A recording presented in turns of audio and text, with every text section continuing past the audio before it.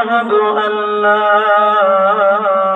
إله إلا الله وحده لا شريك له لا ضد له ولا ند له لا مثل له ولا مثيل له ولا ولد له ولا والد له ونشهد أن سيدنا وسندنا وحبيبنا وحبيب ربنا وطبيبنا وطبيب قلوبنا محمد صلى الله عليه وعلى آله وأصحابه وأزواجه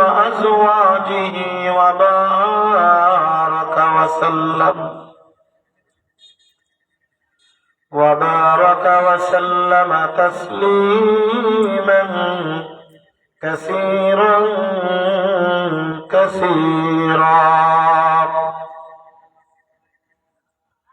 أما بعد فأعوذ بالله من الشيطان الرجيم بسم الله الرحمن الرحيم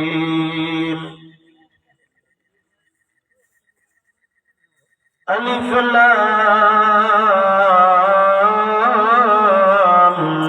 ميم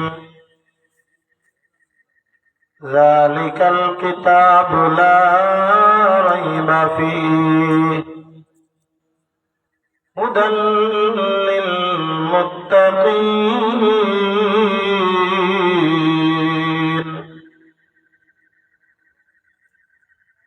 وقال رسول الله صلى الله عليه وسلم من قرأ القرآن فاستظهره فأحل حلاله وحرم حرامه أدخله الله الجنة وشفعه في 10 من أهل بيته كلهم قد وجبت لهم النار أو كما قال عليهما الصلاة والسلام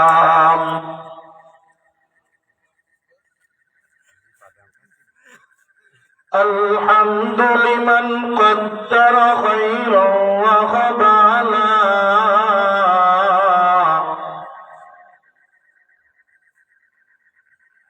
الحمد لمن قدر خيرا وخبالا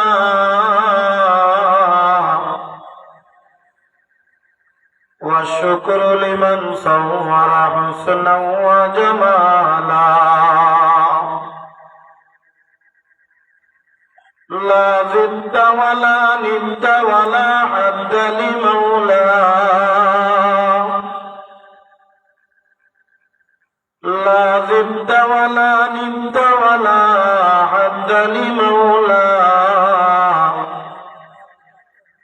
الآن كما كان ولم يلق زوالا ميدوره مجبوره أي سيد عالم ميدوره مجبوره أي سيد عالم दीदार दिखाते नहीं आवाज सुना दो। यहाँ हम सब मुसाफिर हैं, कब्र आखिर ठिकाना। कोई आगे रवाना है, कोई पीछे रवाना। ला इलाहा इल्लल्लाह। मोहब्बतेर साथे আমরা জোরে সোরে মাওলা পাকের জিকির করি। লা ইলাহা লা ইলাহা ইল্লাল্লাহ। লা ইলাহা ইল্লাল্লাহ। লা ইলাহা নেই কোন মাবুদ আল্লাহ ছাড়া। লা ইলাহা লা ইলাহা ইল্লাল্লাহ।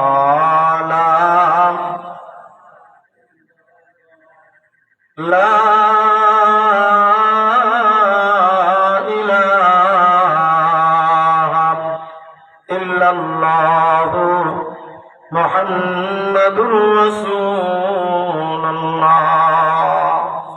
সাল্লাল্লাহু আলাইহি ওয়াসাল্লাম। আলহামদুলিল্লাহ,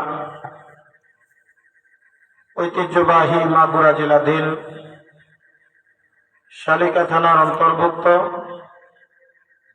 সোনাকোট দারুল উলুম হাফিজিয়া মাদ্রাসা কর্তৃক আয়োজিত আজকের এই তৃতীয় বার্ষিক তাফসীরুল কোরআন মাহফিলের সম্মানিত সভাপতি সাহেব,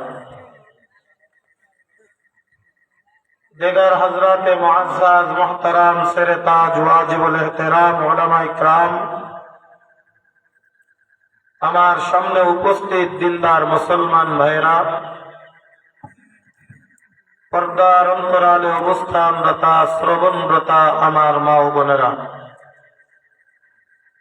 শুকরিয়া জ্ঞাপন করি সেই মহান মালিক রব্বুল আলামিনের আলিশান দরবারে, যে মহান মালিক রব্বুল আলামিন আমাদেরকে দুনিয়ার সমস্ত প্রকার কাজকর্ম থেকে বিরত রেখে আজকের এই তাফসীরুল কোরআন মাহফিলের ময়দান তথা জান্নাতের বাগানে আমাদেরকে আসার বসার তৌফিক দান করেছেন। সেই মহান মালিক রব্বুল আলামিনের আলিশান দরবারে আমরা সকলেই প্রাণ খুলে মহব্বতের সাথে আল্লাহ পাক রব্বুল আলামিনের মহব্বত দিলের ভিতরে নিয়ে শুকরিয়া জ্ঞাপন করি, বলি আলহামদুলিল্লাহ। সম্মানিত হাজিরিন, আমাকে তো আপনারা সকলেই প্রায় চিনেন। আমি আপনাদের এই অত্র অঞ্চলেরই অর্থাৎ মাগুরা জেলারই সন্তান এবং আপনাদের হয়তোবা কারোর ভাই, কারোর ভাগিনা, কারোর নাতি। আল্লাহ পাক রব্বুল আলামিন আজ তৃতীয় বর্ষ তাফসীরুল কোরআন মাহফিল, তৃতীয় বার্ষিক, তিনবারই আপনাদের সাথে সাক্ষাৎ হচ্ছে। সুতরাং যদিও এখন লোক সংখ্যা আমার সামনে কম, আমি আশা করব অতি তাড়াতাড়ি এই মাঠ ভরে যাবে ইনশাআল্লাহ। প্রতিবার যেরকম আমি দেখে থাকি, স্বাভাবিকভাবে আমাদের অত্র অঞ্চলের নিয়ম হলো মানুষ এশার নামাজ পড়ে একটু চা পান খেয়ে তারপরে মাহফিলের ময়দানে ঢুকে। এর আগে লোকজন সংখ্যা থাকে খুব কম। আল্লাহ পাক রব্বুল আলামিন আমাদেরকে ভালো রেখেছেন, সুস্থ রেখেছেন, নেক হায়াত দান করেছেন। এটা আল্লাহ পাক রব্বুল আলামিনের বড় একটি নেয়ামত। আল্লাহ পাক রব্বুল আলামিন কত নেয়ামত দিয়া এই পৃথিবীতে আমাদেরকে পাঠিয়েছেন এবং আমাদেরকে লালন পালন করতেছেন, এটা আমাদের দ্বারা গণনা করে শেষ করা সম্ভব নয়।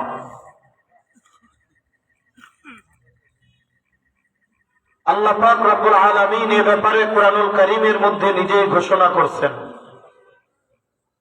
লাউ তাউদ্দু নি'মাতাল্লাহি লা তুহসুহা।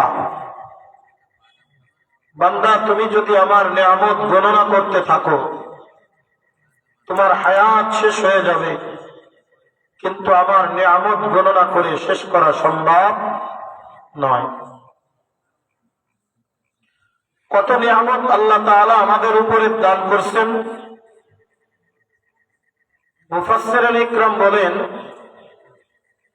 আসমান থেকে যখন বৃষ্টির ফোঁটা পড়ে, এই বৃষ্টির ফোঁটা কি আসলে গণনা করা সম্ভব? কথা বলেন, গণনা করা সম্ভব?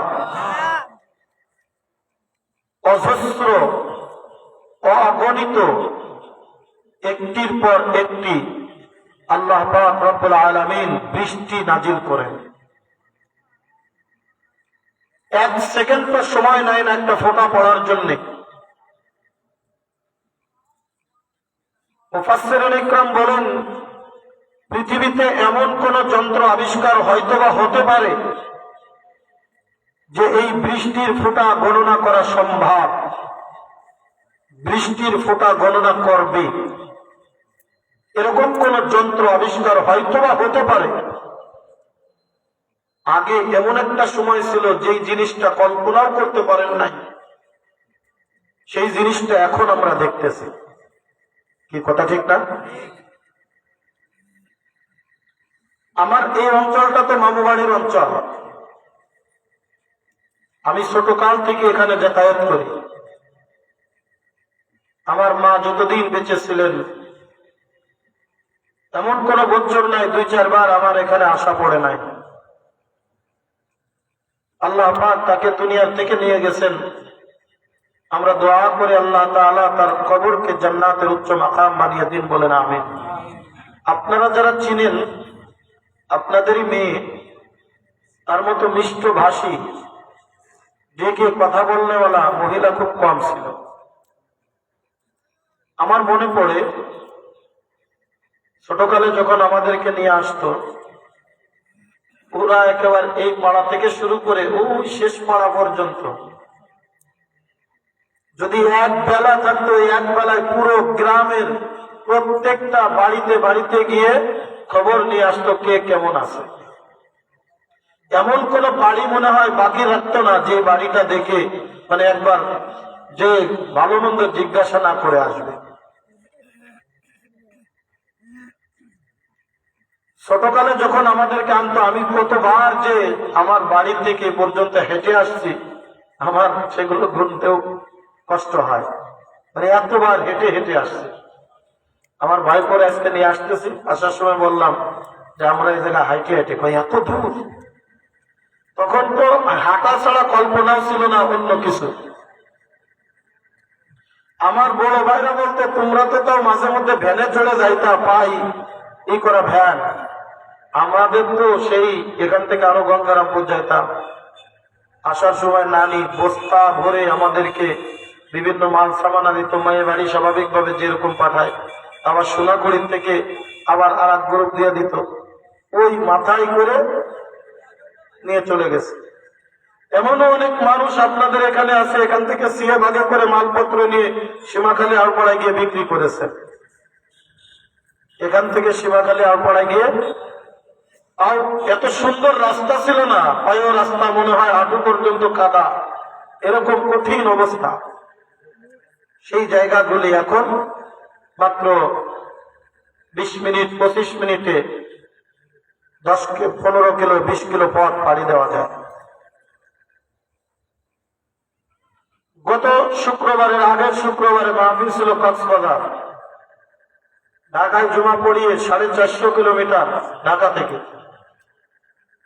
জমা পড়িয়ে বিমানে উঠলাম, মাত্র 1 ঘন্টা 15 মিনিটে কক্সবাজার গিয়ে নামিয়ে দিল।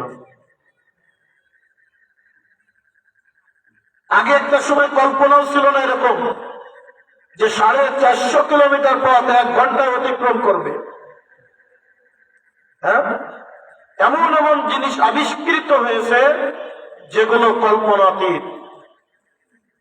মুফাসসিরিন ইকরাম বলেন এইরকম আরো অত্যাধুনিক জামানার ডেভেলপ হয়ে আপডেট হয়ে এমন কোন যন্ত্র যদি আবিষ্কার হয় যেই যন্ত্রের মাধ্যমে আসমানের বৃষ্টির ফোঁটা গণনা করা যাবে, সেটা সম্ভব হতে পারে। কিন্তু আল্লাহ পাক রব্বুল আলামিন কত নিয়ামত আমাদের উপরে প্রত্যেক সেকেন্ডে প্রত্যেক মুহূর্তে দান করছেন, এই রকম গণনা করার মেশিন পৃথিবীতে কেউ আবিষ্কার করতে পারবে না। জোরে বলেন সুবহানাল্লাহ। قل لو كان البحر مدادا لكلمات ربي لنفد البحر قبل أن تنفد كلمات ربي ولو جئنا بمثله مددا। আল্লাহ পাক রব্বুল আলামিন বলেন, এই সমুদ্রের সমস্ত পানি যদি কলমের কালি হয়ে যায়, আর সমস্ত গাছপালা তরুলতার ডালপালাগুলি যদি কলম হয়ে যায়, এই কলমের কালি দিয়ে আল্লাহর নিয়ামত রাজি লিখতে লিখতে লিখতে লিখতে একদিন হয়তোবা সমুদ্রের পানি সব শেষ হয়ে যাবে, আর দুনিয়ার গাছপালা তরুলতার ডালপালা সব ক্ষয় হয়ে যাবে। কিন্তু আল্লাহর রহমত আর নিয়ামত গণনা করে লিপিবদ্ধ করে কোনো ব্যক্তি শেষ করতে পারবে না। এত নিয়ামত আল্লাহ পাক রব্বুল আলামিন আমাকে আপনাকে দান করছে। কেমন নিয়ামত আল্লাহ পাক রব্বুল আলামিন দান করে আমি বুঝি না, তাই মনে করি আল্লাহ পাক আমাকে কেমন নিয়ামত দান করলেন। এ কলিজার টুকরা বাজান, দিলের কান লাগায় আমলের নিয়তে কথাগুলি শ্রবণ করবেন। আমরা তো দুনিয়ার উপরের দিকে তাকাই। আল্লাহ আমাকে হয়তো একটা টিনের ঘর করার তৌফিক দিয়েছে, আর ওই লোকটা ছাদের বাড়ি দিয়েছে। আল্লাহ আমারে কি দিল? ওই লোকটা 10 বিঘার মালিক, আমি তো 1 বিঘার মালিক। আল্লাহ আমারে দিল কি? এটা আমরা মনে করি। আমরা হয়তো মনে করি আল্লাহ পাক আমারে দিল কি? এই দুনিয়ার প্লাজা দান করে নাই, বাচ্চাইত্ব দান করে নাই, কোটি কোটি টাকা দান করে নাই, সারাদিন মাঠে কাজ করে তারপরে আমাদের খাওয়া লাগে। এতে আবার এত বড় নিয়ামত কিসের নিয়ামত? একবার চক্ষুটা বন্ধ করে দেখেন, আশেপাশে তাকিয়ে দেখেন। এই জন্য মুহাদ্দিসিন ইকরাম বলেন, তোমরা যদি দুনিয়ার জিন্দেগির জীবনটাকে নিম্ন শ্রেণীর লোকের দিকে তাকাও, দেখবা আল্লাহ পাক রব্বুল আলামিন তোমাকে কত নিয়ামত দিয়েছে। দুনিয়ার দিকে নিচের দিকে তাকাও, আর আখিরাতের দিকে উপরের দিকে তাকাও, তবেই তুমি বুঝবে আল্লাহ তাআলা কত নিয়ামত তোমাকে দিয়েছে, তার বিনিময়ে আমি তুমি কি করতেছি। হয়তোবা কথাটা ক্লিয়ার করে বুঝতে পারেন নাই। বন্ধুরা আমার, দুনিয়ার জীবন আমার ক্ষমতায় জীবন। এই দুনিয়ার জিন্দেগির ভিতরে আমাকে আল্লাহ কি দিয়েছে? আমি নিচের দিকে তাকাবো। নিচের দিকে মানে আমি পায়ের দিকে নয়, আমার থেকে নিম্ন শ্রেণীর লোকের দিকে তাকাবো। এখান থেকে আপনি যখন বাড়ির দিকে যাবেন, আশেপাশে তাকিয়ে দেখবেন আপনার থেকে কত নিম্ন শ্রেণীর মানুষের সমাজের ভিতরে বাস করে। আল্লাহ পাক আমাকে একটা টিনের ঘর দেওয়ার তৌফিক দিয়েছে। কত মানুষের টিনের ঘর নাই। আবার একটু যান, ট্রেন স্টেশনে যান, বস্তিতে যান, দেখবেন আমাকে আল্লাহ পাক থাকার জন্য একটা ঘর দিয়েছে। সেখানে ওই যে কিছু মানুষ এই শীতের রজনীতে শুয়ে থাকে, তাদের থাকার মতো, ঝাপড়া দেওয়ার মতো একটা জায়গা এই পৃথিবীর জমিনে আল্লাহ তাদেরকে দেয় না। এরকম একজন দুইজন না, হাজার হাজার মানুষ ওই রেল স্টেশনের ভিতরে রাত কাটায়।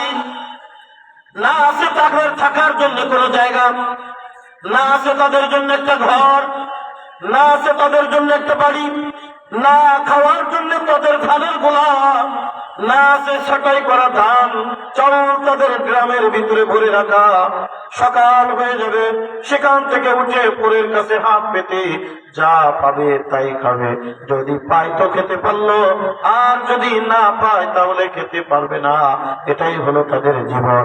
বলেন তো ওই অবস্থা থেকে আল্লাহ পাক রব্বুল আলামিন আমাকে আপনাকে কত ভালো রেখেছে।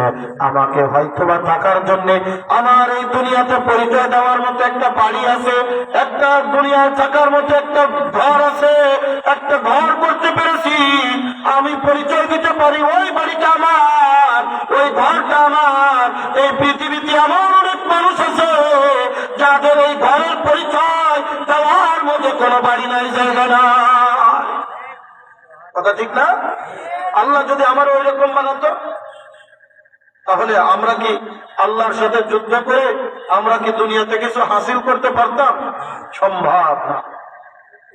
বন্ধুরা আমার, এটা তো দুনিয়ার দিকে গেল। আল্লাহ পাক রব্বুল আলামিন আমাকে আপনাকে সৃষ্টি করেছেন। আমি আপনি যদি আমার নিজের দিকে তাকাই, কত সুন্দর করে আল্লাহ পাক রব্বুল আলামিন আমাকে আপনাকে পৃথিবীর জমিনের ভিতরে, দুনিয়ার জমিনের ভিতরে বানিয়েছেন। এক নম্বর হলো আল্লাহ পাক রব্বুল আলামিন আমাকে এই পৃথিবীর জমিনের ভিতরে মানুষ হিসেবে পাঠিয়েছেন, গরু ছাগল শিয়াল কুকুর হিসেবে পাঠায় না। কথা কোন ঠিক কিনা? আল্লাহর কাছে কি দরখাস্ত করছিলাম যে আল্লাহ আমারও তুমি গরু ছাগল বানাও না, মানুষ বানাও? আল্লাহর সাথে এরকম খাই খাতির আমাদের ছিল না। আল্লাহ দয়া করে মায়া করে আমাকে আপনাকে মানুষ হিসেবে এই পৃথিবীর জমিনে পাঠিয়েছেন। আল্লাহ যদি আজকে আমাকে কুকুর হিসেবে দুনিয়ায় পাঠাতেন, পারতেন কি পারতেন না? মানুষ রাস্তা দিয়ে চললে আমাকে পিটাইতো, লাঠি দিয়ে রাবড় দিত, আমাকে ড্রেনের নোংরা খাবার খাওয়া লাগতো, মানুষের এটো খাবার খাওয়া লাগতো। আমরা কত সুন্দর করে গোশত চাবিয়ে চাবিয়ে খাই, আর হাড্ডিগুলি টান মেরে ফেলে দিই, আর ওইগুলোয় কুকুরে দৌড় মেরে এসে খেয়ে যায়। আল্লাহ কত নিয়ামত দিয়েছে। আল্লাহু আকবার, বলেন আল্লাহু আকবার। আল্লাহ যদি ইচ্ছা করতেন আমার গরু বানাইতে পারতেন, আমার জন্য এত সুন্দর কুরমা পোলাও বিরিয়ানি রান্না করা হতো না, আমার জন্য এত সুন্দর গরম গরম খাবার রান্না করা হতো না। আমার জন্য থাকতো মাঠের ঘাস, আমার জন্য থাকতো ওই খেয়ার কোটা, এইগুলাই আমাকে আপনাকে খেয়ে বড় হওয়া লাগতো। এরপরে আমার যদি দুগ্ধ হইতো, দুগ্ধগুলো দহন করে নিত, আমিও খাইতে পারতাম না, আমার সন্তানও খাইতে পারতো না। ও আমার মুরব্বী বাবাজিরা, দেখেন না বাড়িতে গরু পালন করেন, এই গরুগুলোরে আপনি খেয়ার কুটা দিয়ে খাবার খাওয়াইলেন।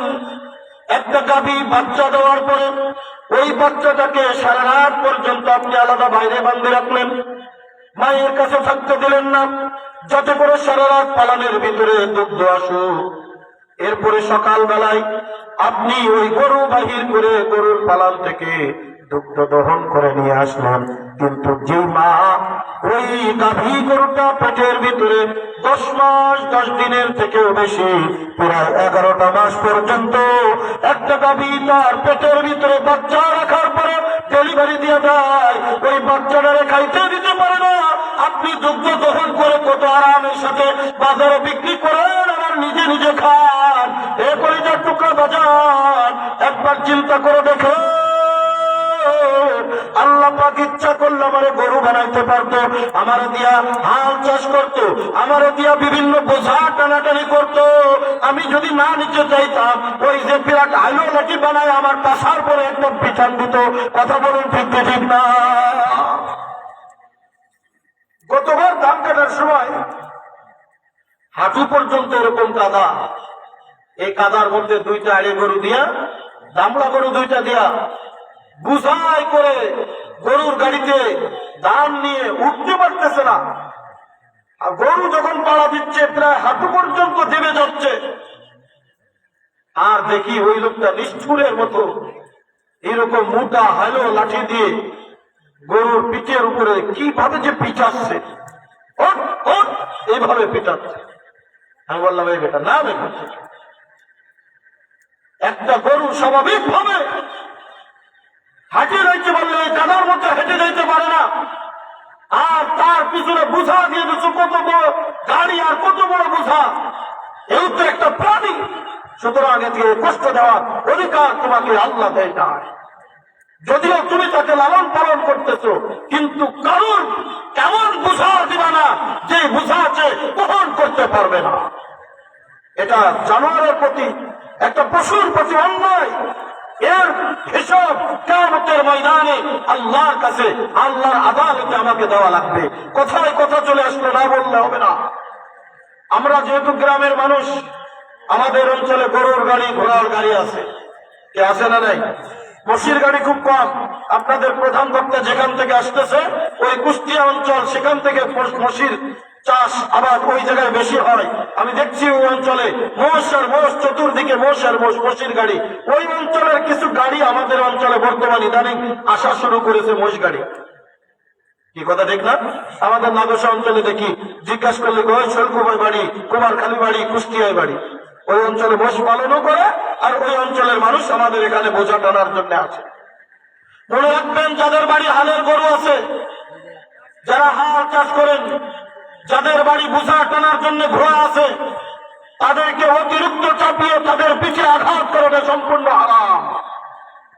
কিয়ামতের ময়দানে একটা জীবকে কষ্ট দেওয়ার জন্য আল্লাহর আদালতে আমাকে আপনাকে দাঁড়াইতে হবে। আমি পারি না এক মন বোঝা বহন করতে, আমার মাথায় যদি 2 মন বোঝা দিয়ে পাশায় রাতি মানে তাহলে কি বলবেন? এই লোকটা মানুষ না, এই লোকটা অমানুষ। কথা বলেন ঠিক ঠিক না? অথচ আপনি এত অবলা প্রাণীকে আপনি এত কষ্ট দিচ্ছেন, সেখানে আমার কেন দরদ আসে না? অথচ এই প্রাণীগুলো আমাকে বড় মহাব্বত করে। আমি নিজের চোখে দেখেছি, একটা প্রাণী যখন বিক্রি করে দিতে যায়, দীর্ঘদিন থাকার পরে ওই প্রাণীর চোখে পানি চলে আসে। এই জন্য আল্লাহ পাক রব্বুল আলামিন কারোর উপরে অতিরিক্ত বোঝা চাপিয়ে দেয় না। আমি যেটা পারবো তার থেকে বেশি আল্লাহ তাআলা দিয়ে দিলেন না। আল্লাহ পাক রব্বুল আলামিন আমাকে আপনাকে কত নিয়ামত দিয়েছেন, দূরে যাওয়ার দরকার নাই। আমি আমার নিজের শরীরের দিকেও যদি তাকাই, আল্লাহ তাআলা কত নিয়ামত ভর আমাকে 1 নম্বর মানুষ বানিয়েছে। আল্লাহর কাছে দরখাস্ত করেন, আল্লাহ মানে মানুষ বানাও, আল্লাহ মানে মানুষ বানিয়েছেন। 2 নম্বর উম্মতে মুহাম্মাদি করে আল্লাহ পাক রব্বুল আলামিন আমাকে আপনাকে পৃথিবীর জমিনের ভিতরে পাঠিয়েছেন। 3 নম্বর হলো ঈমানের মতো মহা দৌলত আল্লাহ পাক রব্বুল আলামিন আমাকে আপনাকে দান করেছেন। এই পৃথিবীর মধ্যে কত ধরনের কত মানুষ আছে, হিন্দু আছে, বৌদ্ধ আছে, খ্রিস্টান আছে। আল্লাহ তাদের মধ্যে আমাদেরকে সৃষ্টি করে নাই।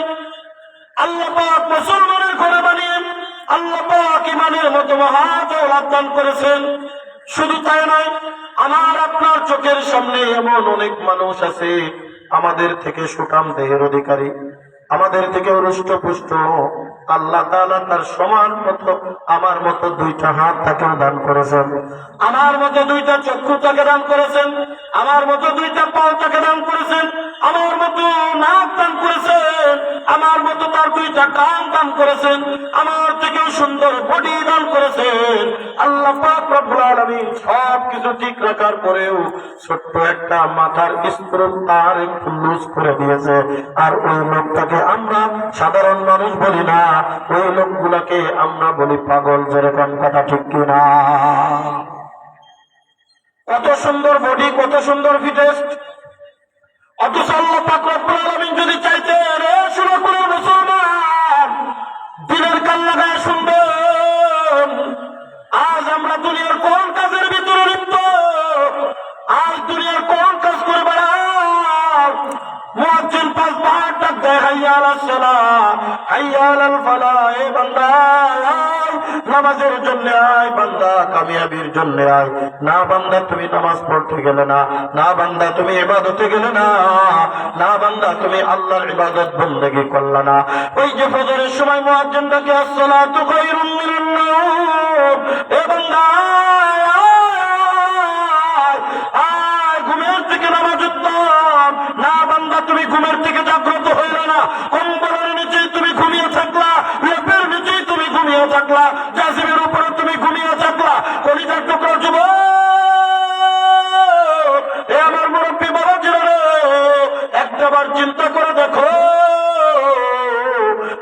মানুষ রাত্রে ঘুমায়, সকাল বেলায় আর ঘুমের থেকে উঠতে পারে না। এমন তো হইতে পারত আল্লাহ যদি ডাক দিয়ে বলতেন আজরাইল যা যা আজকের রজনীতে নুরুল ইসলামের জান কবজ কর, দুনিয়ার কোন মানুষ ছিল না ঠেকায় দেওয়ার জোর কোন কথা ঠিক কিনা? এই জন্য বলি বাজার, এই হায়াত থাকতে যদি আমি আল্লাহর নিয়ামতের কদর করি, আল্লাহর রহমতের কদর করে, আল্লাহ পাক রব্বুল আলামিন ডাক দিয়ে বলবে, এ দুনিয়ার মানুষ শুনো শুনো, লাইন শাকারতুম লাযীদান্নাকুম ওয়া লাইন কাফারতুম ইন্না আযাবী লাশাদীদ। বান্দা তুমি যদি আমার নিয়ামতের শুকরিয়া আদায় করো, বান্দা আমি আল্লাহ তোমার নিয়ামতকে দুনিয়ার জমিনে বাড়িয়ে দিব। আল্লাহু আকবার, জোরে বলেন সুবহানাল্লাহ। বাড়িয়ে দেওয়ার মালিককে আরো জোরে বলেন। আল্লাহ যদি না দেয়, দুনিয়ার কারোর ক্ষমতা আছে নি দেওয়ার? আল্লাহ ব্যতীত দেওয়ার ক্ষমতা কারণ নাই। আল্লাহ যদি দেয়, দুনিয়ার কেউ ঠেকাও দিতে পারবে না। জোরে জোরে কোন কথা ঠিক ঠিক না? আমার নিজের দিকে একবার তাকিয়ে দেখেন, সব ঠিক রাখতো, মাথার থেকে একটা তার যদি একটু ঢিলা করে দিত। আছে না আমাদের সমাজের মানুষ সব ভালো কিন্তু একটু পাগল, অ্যাবনরমাল। এমন অনেক পাগল আছে আমাদের মতন নওজোয়ান যুবক উলঙ্গ হইয়া রাস্তা দিয়া ঘুরিয়া বেড়ায়। দেখো তার তোমার চেহারা কত সুন্দর, তার দেখতে কত বড় ভালো লাগে, তাদের দেখার মতো কত দৃষ্টি ভালো, অথচ দেখবা এই লজ্জায় রাস্তায় আমরা তো খালি গায়ে তো দূরের কথা, আমি আমার নিজের বাড়িও রাস্তায় খালি গায়ে তো দূরের কথা, গেঞ্জি গাইতেও রাস্তায় যাইতে কেমন কষ্ট লাগে, লজ্জা লাগে। হ্যাঁ কথা ঠিক না? লজ্জা লাগে। এই যে দেখেন না, চোখের সামনে দেখাচ্ছে আল্লাহ তাআলা, এখনো যদি আমার বুঝে না আসে কত সুন্দর ছেলেটা, আল্লাহ পাক তার একটা তার একটু ঢিলা করে দিছে, সব ঠিক আছে। দুইটা কান দেখেন, আমার মতো দুইটা কান আছে, দুইটা চোখ আছে, দুইটা হাত আছে, দুইটা পা আছে, নাক আছে, সব ঠিক আছে, দেখা দৃষ্টিতে কোনো খারাপ কিছু নাই।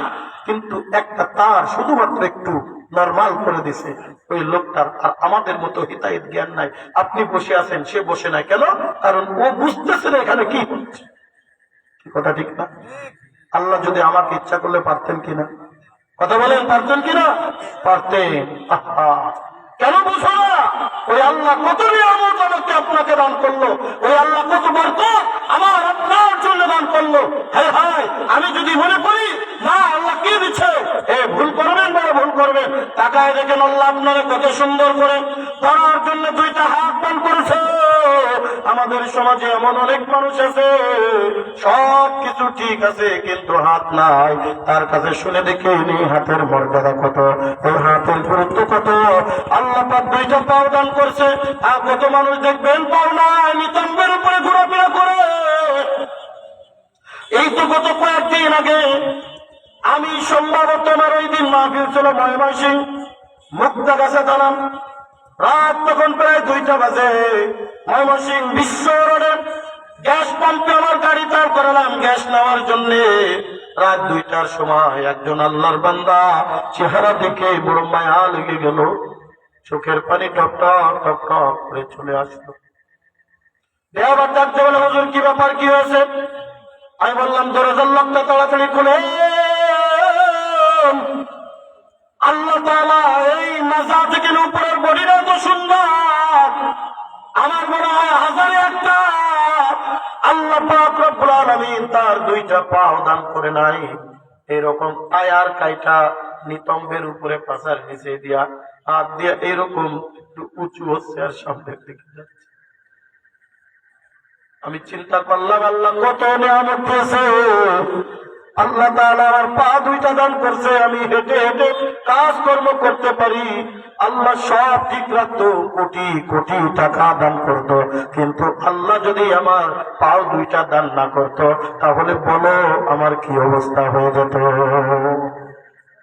বন্ধুরা আমার নিজের জীবনের বাস্তব একটা ঘটনা আপনাদের কাছে নকল করি। আমি তখন খুলনায় চাকরি করি, খুলনায় সুবিধার সামনে, খুলনা মেডিকেল কলেজ হাসপাতালের সামনে। আমি একদিন খুলনার পয়রা অঞ্চলের ভিতরে হাঁটতেছি, হঠাৎ করে দেখি বিরাট একটা বিল্ডিং, সম্ভবত ওই সময় মনে হয় 5 তলা ছিল, আজ থেকে আরো 12-13 বছর আগের কথা। সম্ভবত ওই সময় 5 তলা ছিল অথবা 4 তলা ছিল। ওই 4 তলার নিচে একটা চেয়ারের উপরে একটা অ্যাবনর্মাল ব্যক্তি বসা।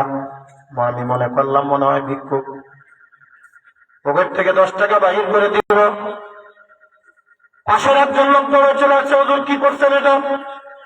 আমি বললাম দেখেন না লোকটা বসে আছে, সমস্ত গাল দিয়া কি বলে আপনার আমাদের গ্রাম্য ভাষায় বলে লালা বাইর হচ্ছেন, কথা বলতে পারে না, হাত দুইটা এরকম একটু কুকড়া। আমার মনে হয় প্রায় 30-35 বছর বয়স হবে, এর থেকে বেশিও হইতে পারে। ডাকতে বড় হুজুর লোকটার আপনি চিনেন? আমি বললাম না। বলে এই যে বিল্ডিং দেখতেছেন, এই বিল্ডিং এর মালিকের ছেলে, আল্লাহ তাআলা তারে এইরকম আরো 4-5টা বিল্ডিং তার এই অঞ্চলের ভিতরে আছে। খুলনার স্থানীয় একজন ব্যক্তি, এর বাপ খুলনা বড় বাজারের বড় একজন ব্যবসায়ী। আল্লাহ পাক রব্বুল আলামিন তারে একটাই মাত্র সন্তান দান করেছে, এই সন্তান ছাড়া আর কোন সন্তান নাই। তার মানে হলো বাবা দুনিয়ার থেকে বিদায় নিয়ে যাওয়ার পরে এই কোটি কোটি টাকার মালিক হলো এই বাচ্চা। অথচ আমি ভিক্ষুক মনে করে তারে টাকা দিচ্ছিলাম। কলিজার টুকরা বাজান তারে কত টাকা দিছে, কিন্তু আল্লাহ তাআলা তারে ব্রেন নরমাল করে দিছে না, তার শারীরিক গঠন ভালো না। এরকম অনেক নজির আমার আপনার চোখের সামনে আছে। একটাবার যদি চিন্তা করে দেখতে পারো, এ কলিজার টুকরা বাজান, পর্দার অন্তরালের মাগো, একটাবার যদি চিন্তা করো কত সুন্দর করে আল্লাহ তাআলা আমারে 2টা হাত দান করেছেন, আমারে 2টা পাও দান করেছেন। একটা ঘটনা মনে পড়ে গেল, কষ্ট হচ্ছে আপনাদের? একটা ঘটনা মনে পড়ে গেল। আল্লাহর একজন বুজুর্গ বান্দা, তানবীহুল গাফিলিন কিতাবের ভিতরে ঘটনা নকল করা হয়েছে। আল্লাহর একজন প্রিয় বান্দা, বড় আল্লাহর বুজুর্গ, কিন্তু লোকটা ছিল একেবারে গরিব মানুষ। লোকটার দুনিয়ার মধ্যে অর্থ সম্পদ তেমন একটা ছিল না, এমনকি জুতা কিনবে, জুতা কেনার মতো টাকা তার কাছে ছিল না। ওই লোকটা নামাজ ছাড়তো না, ইবাদত বন্দেগী ছাড়তো না।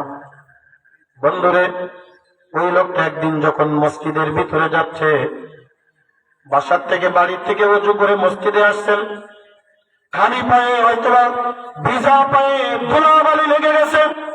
এই কারণে মসজিদের সামনের থেকে একটা জুতা নিয়ে একটু দূরে গেছে করার জন্য।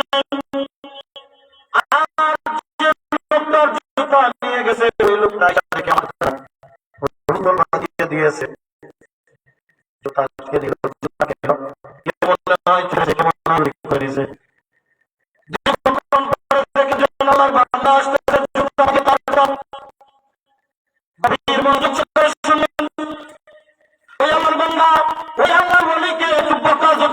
কি ব্যাপার, তুমি জুতা নিলাকা? বলে আমার জুতা না, একটু পা দৌত করতে গেছিলাম।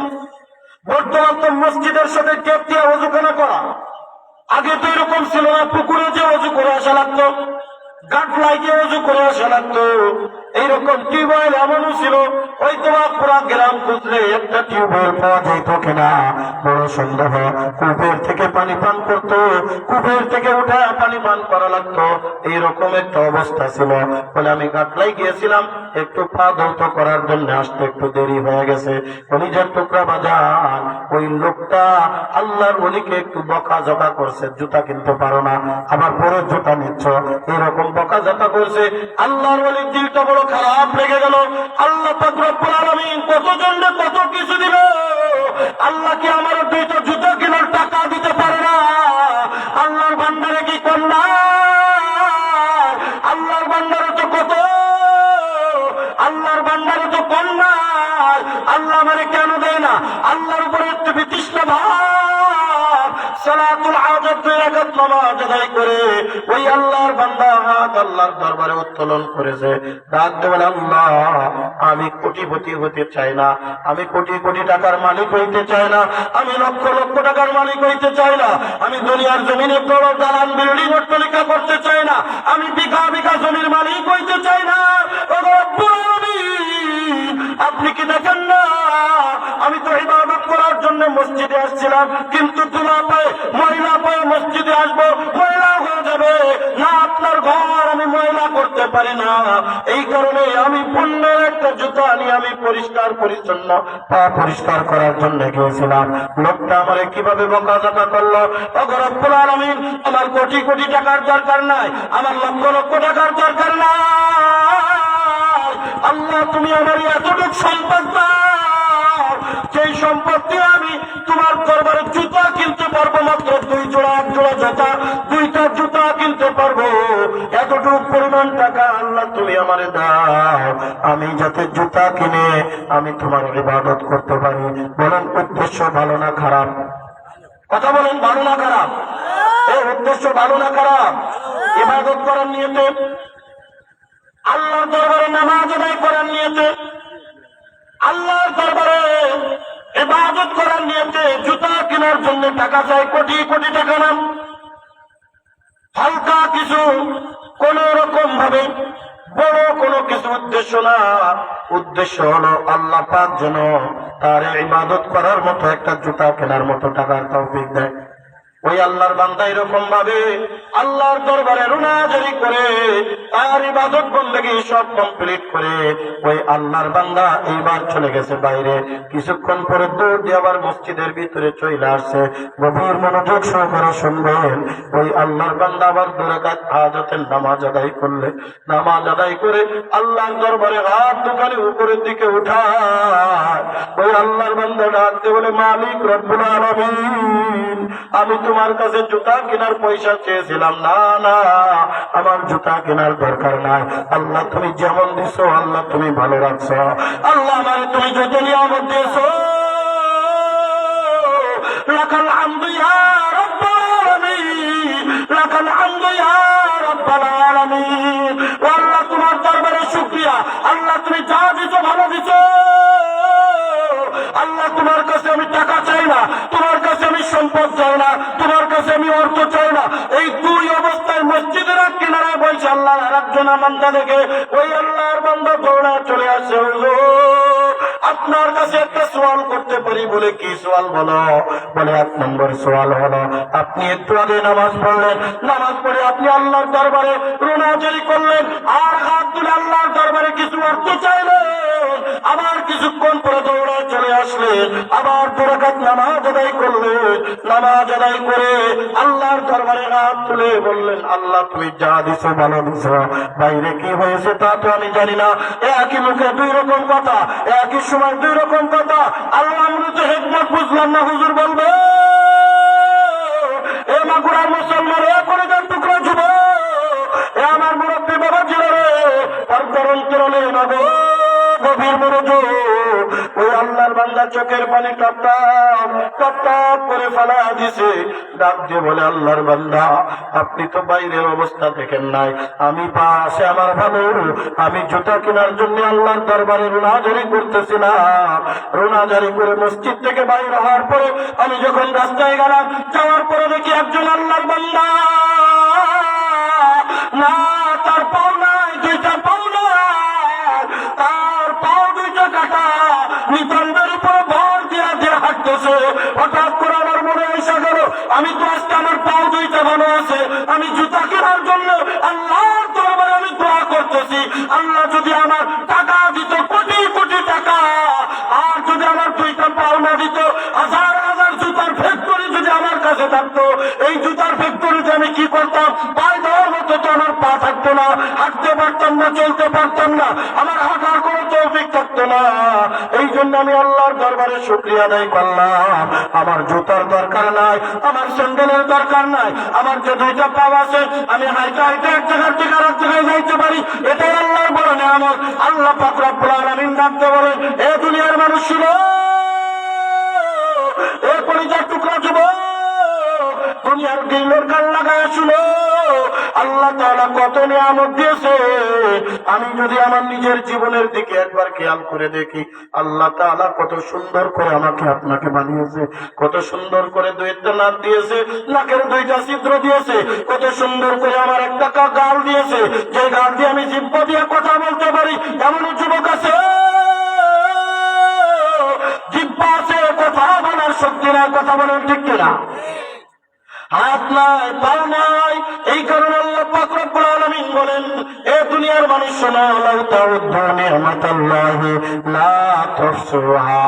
আল্লাহর নিয়ামত যদি তোমরা গণনা করতে থাকো, গণনা করে শেষ করতে পারবে না, তোমার হায়াত শেষ হয়ে যাবে, আল্লাহর নিয়ামত গণনা করতে পারবে না। এ দুনিয়ার মানুষ এই কারণে শুকরিয়া আদায় করবো কার? আর একটু জোরে বলেন কার? ডাকবেন আল্লাহু আকবার। আল্লাহর নামের ভিতরে মজা আছে না নাই? বলেন তো দিয়েছেন কে? अल्लाह अल्लाह क्या मुबारक नाम है, अल्लाह अल्लाह आशिकों का काम है, अल्लाह अल्लाह क्या मुबारक नाम है, अल्लाह अल्लाह मुमिनों का काम है। जरा जरा कम अल्लाहु अकबर, जिक्र करें ला इलाहा इल्लल्लाह। একটু সামনে দিকে আগায় বসেন বাজান, একটু সামনে দিকে আগায় বসেন, পিছনে কিছু লোক দাঁড়িয়ে আছে, আরো লোকজন যেহেতু আসতেছে, পিছনে জায়গা তেমন একটা নাই, একটু সামনের দিকে আগায় বসেন আর একটু জিকির করেন লা ইলাহা ইল্লাল্লাহ।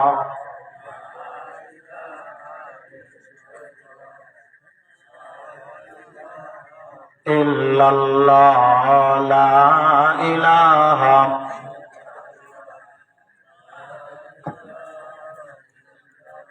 লা ইলাহা ইল্লাল্লাহ লা ইলাহা লা ইলাহা ইল্লাল্লাহ। বলেন নামাজ রোজা ছাড়বো না, ছাড়বেননি? এই জোরে বলেন ছাড়া যাবে?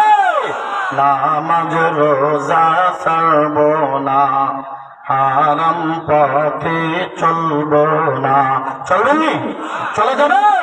নামাজ রোজা ছাড়বো না, হারাম পথে চলবো না, শিরক বেদাত করবো না, ভাই মাতা পিতার খেদমত ভুলবো না, লা ইলাহা ইল্লাল্লাহ লা ইলাহা লা ইলাহা ইল্লাল্লাহ মুহাম্মাদুর রাসূলুল্লাহ। বলেন সাল্লাল্লাহু আলাইহি ওয়াসাল্লাম। কষ্ট হচ্ছে মনে আপনাদের? রাগ করছেন মনে হয়? চলবে ইনশাআল্লাহ? বান্দা আমার গভীর মনোযোগ সহকারে শুনবেন। আমি যেহেতু কারোর ভাগি না, কারোর হয়তো ভাই, কারোর হয়তো নাতি, এখানে যারা আছেন হয়তো আমার সব রক্তের সম্পর্কীয়, এই কারণে আমি আপনাদের কাছে দাবি করে কিছু কথা বলে যেতে পারি। এ কলিজার টুকরা বাজার, এমন একটা সময় চলে আসবে, আজকে আমি আমার আল্লাহরে ভুইলা গেছি, আজকে আমি আমার মালিকরে ভুইলা গেছি। ওই যে মসজিদের মুয়াজ্জিন প্রতিদিন 5 বার ডাক দেয়, হাইয়া আলাস সালাহ হাইয়া আলাল ফালাহ। এ বান্দা আয়, আল্লাহর ইবাদতের জন্য আয়, আল্লাহর নামাজের জন্য আয় বান্দা।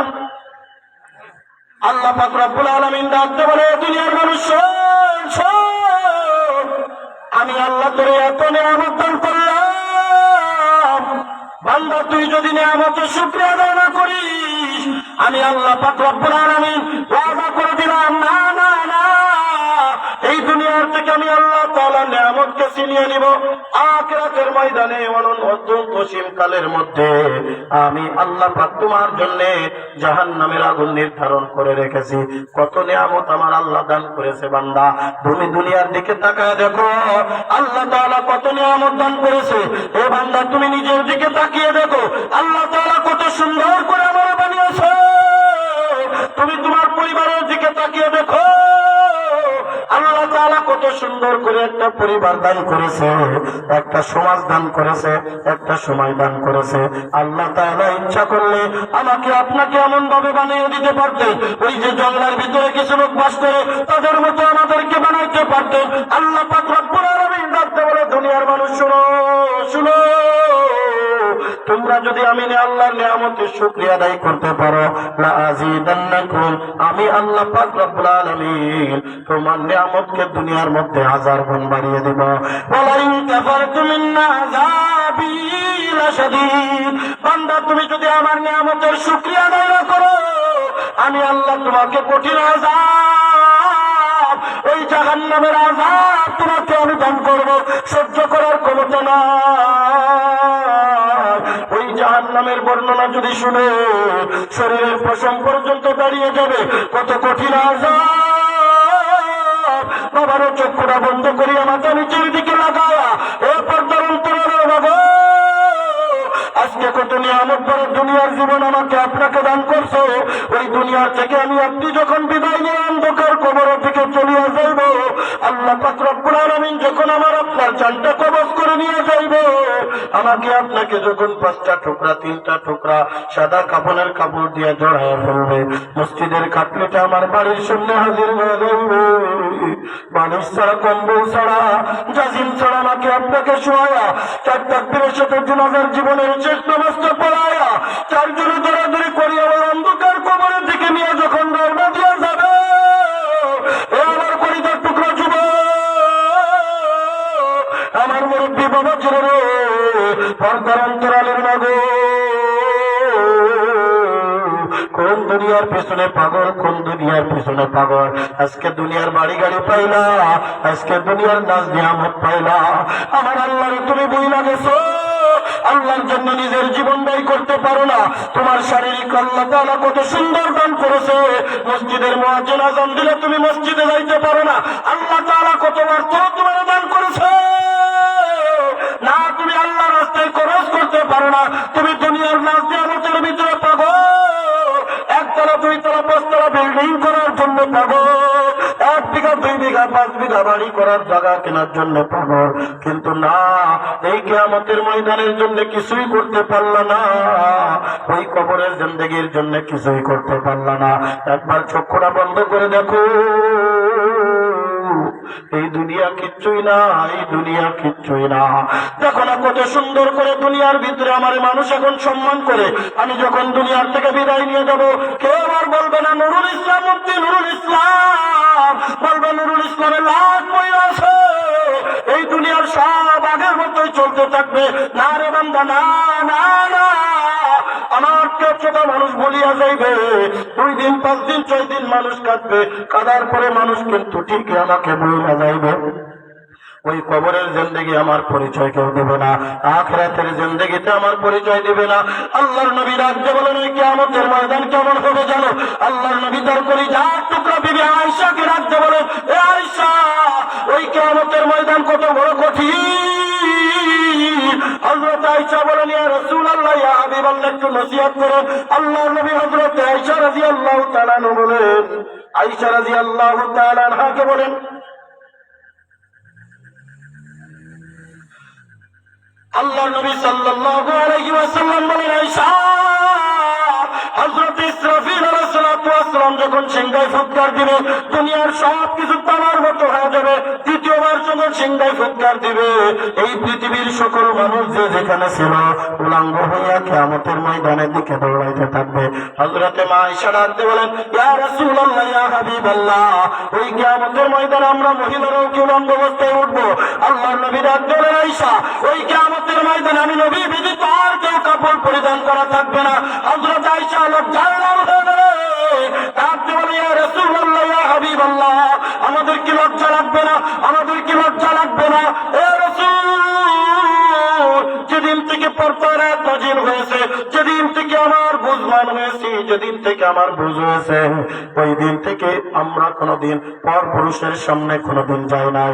আরে পর পুরুষের সামনে এমনি যাওয়া তো দূরের কথা, রাত্র ছাড়া বোরকা পরিধান করে বাইর হয় নাই। তবে আল্লাহর হাবিব, আমাদের কি লজ্জা লাগবে না? আল্লাহর হাবিব ডাক দিলেন, আয়েশা, ওই কিয়ামতের ময়দান কত বড় কঠিন হবে জানো? যেদিন সূর্য থাকবে মাথার 1 বিঘা বা 1 হাত উপরে, মাথার গুলো টকবক টকবক করে ফুটতে থাকবে।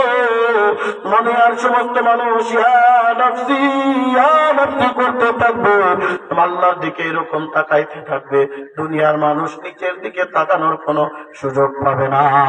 ওই কিয়ামতের কঠিন মুসিবত আমি আপনি যদি বাঁচতে চাই, আল্লাহর নবী ডাক দিয়ে বলেন, দুনিয়ার মানুষ শুনো, এই কবরের ভিতরে কিছুই তোমার সঙ্গে যাবে না। টাকা পয়সা, ধন দৌলত, বাড়ি গাড়ি কিছুই তোমার সঙ্গে যাবে না। আল্লাহ তাআলার নিয়ামতের মধ্যে একটা নিয়ামত হলো অর্থ। আল্লাহ তাআলা যাকে আপনি দান করেছেন, আল্লাহর নবী ডাক বলেন, যা মাতাল ইনসান ইনকাতান গুওয়ালহু ইল্লা বিসালাসা।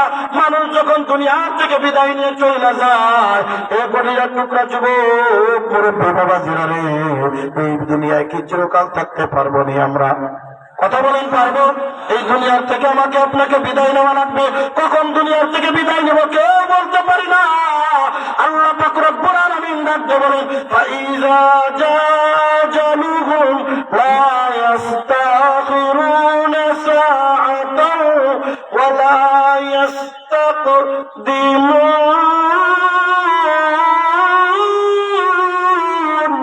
আল্লাহু আকবার। আল্লাহ পাক রব্বুল আলামিন বলেন, সময় যখন হয়ে যাবে, আজরাইল আলাইহিস সালাতু ওয়াস সালাম 1 সেকেন্ড আগে আসবে না, 1 সেকেন্ড পরে আসবে না। আজরাইল জানটা নিয়ে চলে যাবে। আমার দুনিয়ার ধন দৌলত, টাকা পয়সা সব কিন্তু পড়িয়া থাকবে।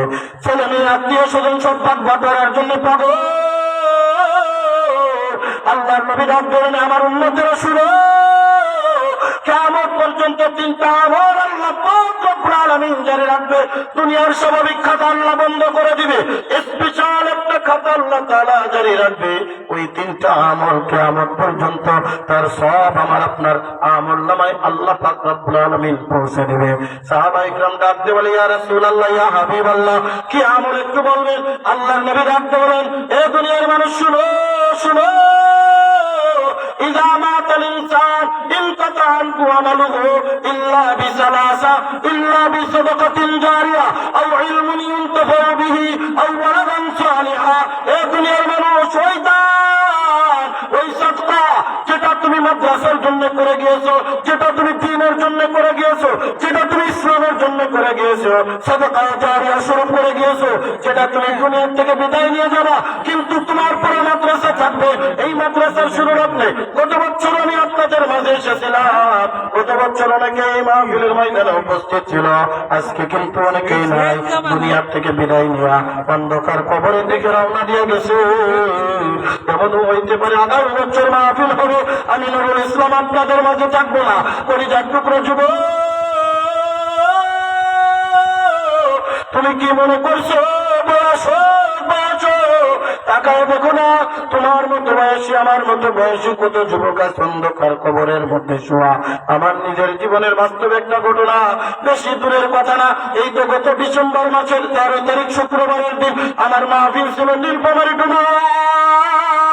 সুবহান নামাজ পড়িয়া সৌদি সৈয়দপুর বিমানবন্দরে আমি বিমান থেকে নামলাম। কয়েকজন যুবক সমাজের উদ্যোগের মাহফিল, যুবকেরা আমাকে রিসিভ করার জন্য বিমানবন্দরে আসছিলেন।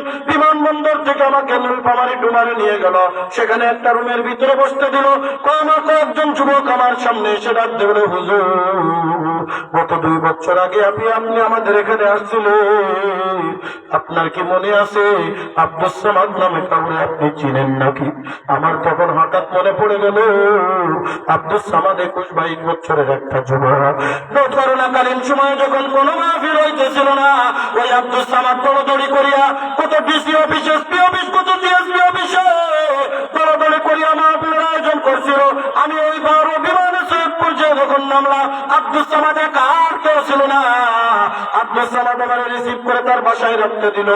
ওই বাসার যতক্ষণ পর্যন্ত আমি ওখান থেকে ফিরে না আসলাম, আব্দুস সামাদ 1 মিনিটের জন্য আমার থেকে দূরে সরে যায় নাই। আমি হঠাৎ করে ডাক দিয়ে বললাম, কই আব্দুস সামাদ? ওই যুবকেরা চোখের পানি টপ টপ টপ টপ করে ফেলায়া ডাক দিয়ে বলে, হুজুর, আব্দুস সামাদ কেমনি আপনারা রিসিভ করবে? আব্দুস সামাদ কেমনি আপনারা ফোন দিবে? গত 6 মাস আগে আব্দুস সামাদ দুনিয়ার থেকে বিদায়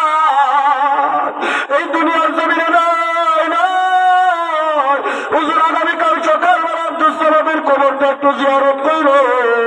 আমি ডাকতে পারলাম কেমনে দুনিয়ার থেকে বিদায় নিয়ে গেল। ডাকতে গেল হুজুর কোনো রোগ ছিল না, মুসিবত ছিল না। আব্দুল সামাদ যথারীতি নিয়মে এইরকম ভাবে রাত্রে ঘুমাইতে গিয়েছে, আর সকালবেলায় দরজা খোলে না। ফজরের সময় মুয়াজ্জিন আযান দেয়, আসসালাতু খায়রুম মিনান নাওম। আমরা সবাই মসজিদ, আব্দুল সামাদ মসজিদে নাই। চিন্তা করলাম হয়তো বা কোনো ব্যতিব্যস্ততার মধ্যে আছে। সকাল গড়িয়ে বেলা উঠে গেল না, আব্দুল সামাদ দরজা খোলে না। আস্তে আস্তে বেলা উপরে উঠে গেল, আব্দুল সামাদ দরজা খোলে না। এ কলিজার টুকরো যুবক মুরব্বী বাবাজিরা রে, ও পর্দার অন্তরালের মা গো, চক্ষুটা বন্ধ করে দিলের কান লাগায় শুনো। কোন দুনিয়ার পিছনে পাগল, কোন বাড়ি গাড়ির পিছনে পাগল, কোন দুনিয়ার নাচ নিয়ামতের ভিতরে পাগল। আজকে চক্ষুটা বন্ধ করবা, দেখবা দুনিয়ার কিচ্ছুই না, কিচ্ছুই না, সবচেয়ে সবচেয়ে।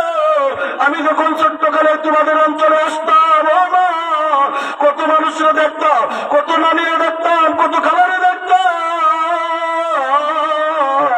আজকে দুনিয়ার থেকে তারা বিদায়, আমি আপনি বিদায় নিয়ে চলে যাবো। দুনিয়ার থেকে কিছুই নিয়ে যাইতে পারবো না রে মা। আমার কলিজার টুকরো যুবক, মুরব্বী বাবা ছিল রে, দেখতে দেখতে চুল দাড়ি পাকায় ফেলছো, দেখতে দেখতে চুল পাকিয়ে গেছে, দাড়ি পাকিয়ে গেছে। এখনো কি তুমি মসজিদে আসতে পারো না? এখনো কি তুমি আর মায়া, দুনিয়ার মায়া? তুমি দুনিয়ার মাঝে মধ্যে হাজার হাজার টাকা খরচ করতে পারো, মাদ্রাসা মসজিদের জন্য চাইলে তুমি দিতে পারো না। এই টাকা নিয়ে কবরে যাইতে পারবে না, এই অর্থ নিয়ে কবরে যাইতে পারবে না। দুনিয়ার সব ভেঙে চলে যারা, ওই কাপড়ের কোনো পকেট নাই, পকেট নাই। কি নিয়ে মাওলার কবরে যাইবা? বুঝতে শুননা মাওলার কবরে যাইও, ধরা খাইলে কিন্তু কোনো উপায় থাকবে না।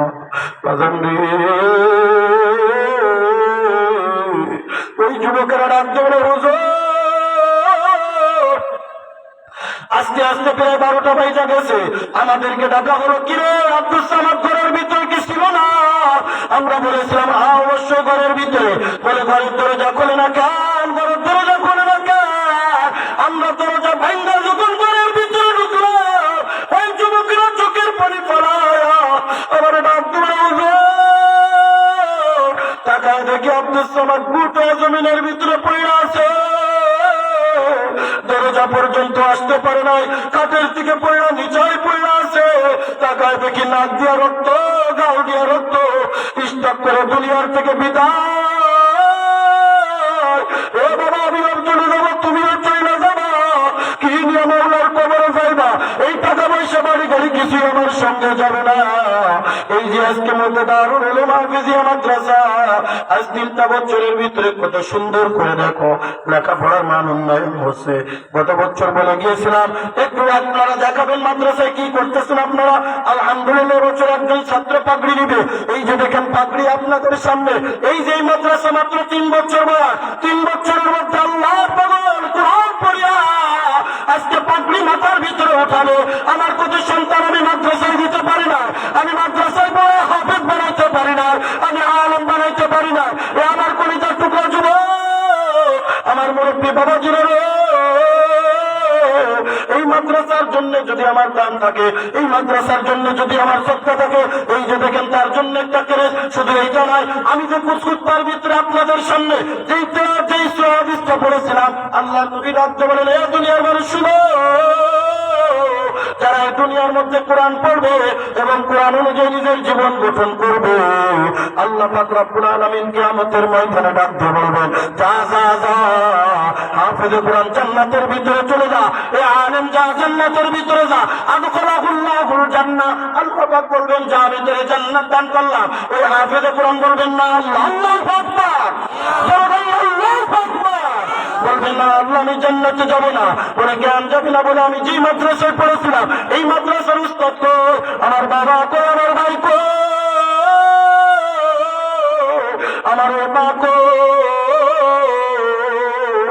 যে কষ্ট করে আমার লেখাপড়া করেছে, যারা লজিং রেখে আমার লেখাপড়া করেছে, যাদের দানের কারণে মাদ্রাসায় লেখাপড়া করতে পারছি, ততক্ষণ পর্যন্ত তাদেরকে আমার সামনে হাজির না করবা, ততক্ষণ পর্যন্ত আমি হাফেজে কোরআন জান্নাতে যাব না, আমি আলিম জান্নাতে যাব না।